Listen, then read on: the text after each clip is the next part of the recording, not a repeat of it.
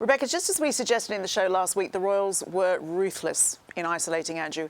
Has there been any fallout? Yeah, I have to say, yet another example of we speak, they listen.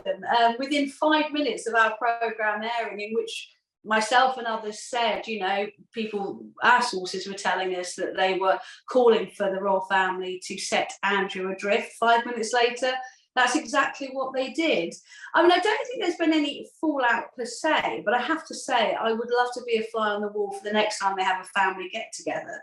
I think it's going to be pretty awkward.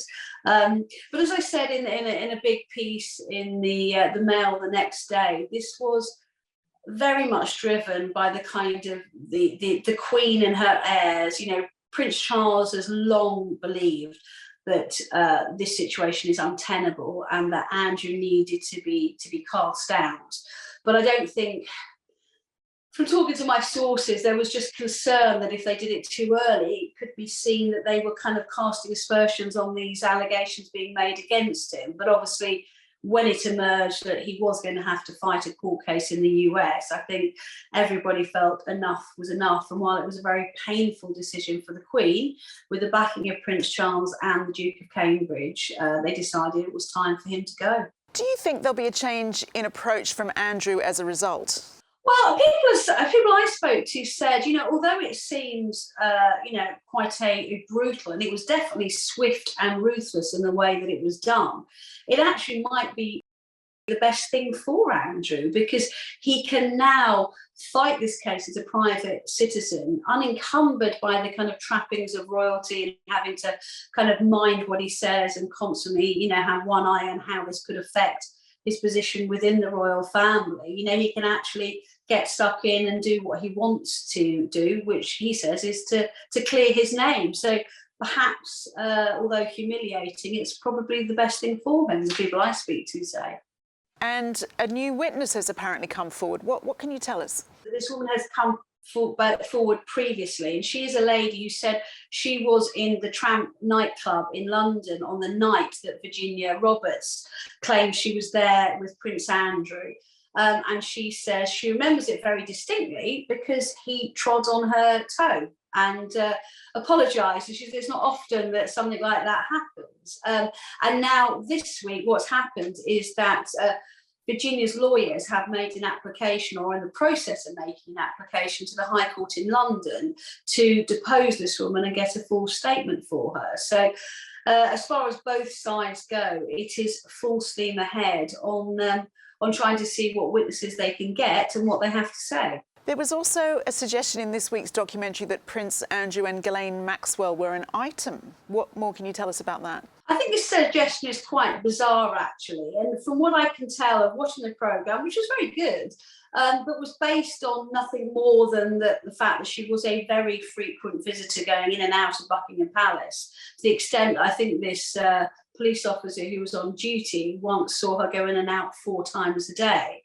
And there's no doubt that Andrew did kind of act with quite impunity in terms of the people he invited in and out of the palace, which is obviously where he had an office and private apartments. But it's never been suggested before that they were anything more than just very, very good friends. And I'm not inclined to believe it, I have to say. As always, thank you, Rebecca English. And we should say that Andrew denies all allegations against him. But let's turn to my panel again now. And Ken, we have discussed a new witness just now.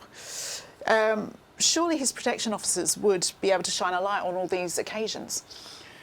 Well, this is something that I've always thought of. The minute following Andrew's explosive interview with Emily Maitlis on television, you know, the one or the people that could confirm or deny would be his police officer, protection officers. You know, Andrew had protection from birth, and on this particular journey, you know, both his protection officers would have travelled with him to New York, to Epstein's place, and equally the return journey back here in London. Now, you know, when I worked within royalty protection, and you know, we kept a log, a diary. I don't know quite for how long that information, that correspondence will be kept. It would be in coded format, but the individual officers would understand and know what that coded format would be. But irrespective of whether that exists or not, we're talking some time ago, you know, they would remember quite vividly, in my view, in the same way that I remember vividly my days working with Diana in the late 80s, right up to when I left in the early 90s, and right through my period in royalty protection.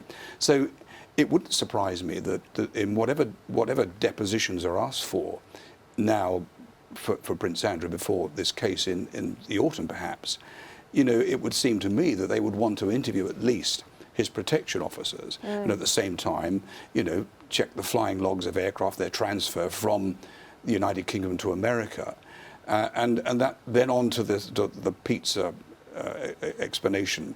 You know, who was looking after Princess Beatrice and Eugenie at that time? Yeah. You know, I'm only outlining this because it seems to be to a natural course of investigation to establish whether or not Prince Andrew is telling the truth or not. This in me is a vital part of the evidence gathering process. And presumably visitors to and from the palaces, i.e. Ghislaine Maxwell, would be vetted in and out. That would all be logged as well, right?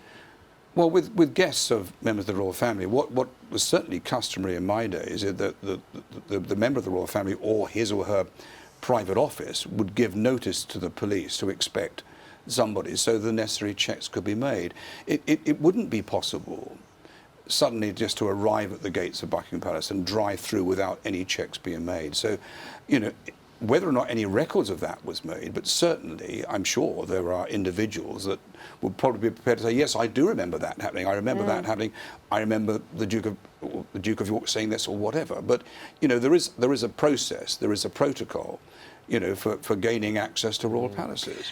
And Richard, whether or not any of these new witnesses end up testifying in court, this drip of information, it's still damaging for Andrew, isn't it?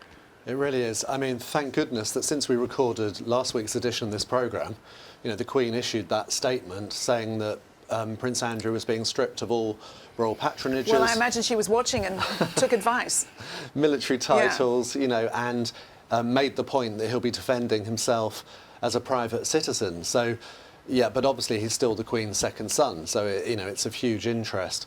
But each story that comes out, each potential witness that his accuser, you know, wants to be interviewed as part of the case, it is just awful. What's curious, and it's this unfair of me, Ken, there's, you know, if you get this drip of information about witnesses coming forward about his character and actions or whatever, there's not really a barrage of people coming out to say nice things.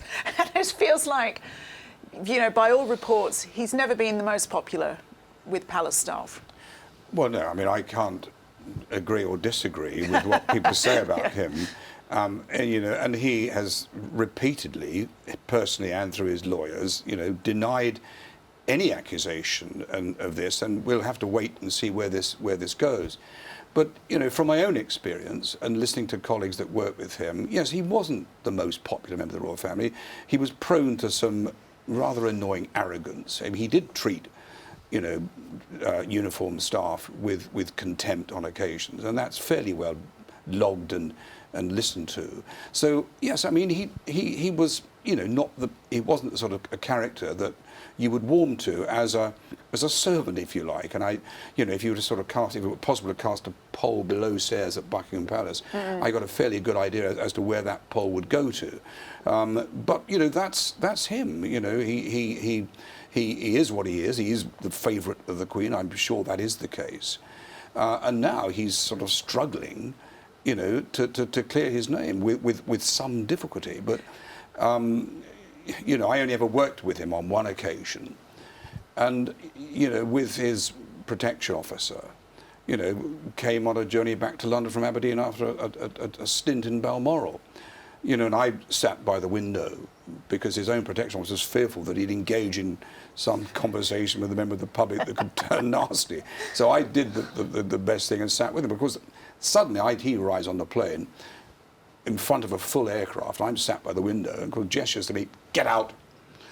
And that's embarrassing, but that's his style, you know, and I'm afraid no one within the palace is going to correct him. That's what Joe's like with her staff. But I did, but no, look, we'll have to wait and see. You know, for all the negative publicity, which there has been quite a few sackloads of it, we'll have to wait and see what happens with this court case in the autumn. Which royal family member would have been the most adored in your day? Well, in my day, certainly, Diana had that common touch because she enjoyed the conversation, which was great. She would sit certainly at Kensington Palace on the chess freezers in the morning, where the chefs would open up the newspapers and whatever. So she'd have all that, and liked the fact that she could sit there and have a piece of toast. So she liked all that. She was very good with the chauffeurs, the maids, and so forth. The whole band of below stairs staff, which I'm sure is the case with a lot of other royals. Andrew had this sort of superiority part of his life that deemed it almost impossible for him to speak to people below stairs. But look, he is what he is. It's a tragedy for the Queen, it's a tragedy for the monarchy at the moment, because all we're hearing today is the sadness surrounding him and the negative publicity and the sadness that's coming from America about Harry and his family. And I just think that for the Queen's Platinum Jubilee, there should at some point in the near future some good news that comes to make it a year for all of us to remember. That is all we have time for in our YouTube version of the show. For more royal news, views and videos, head over to Mail Plus. The link is on your screen now.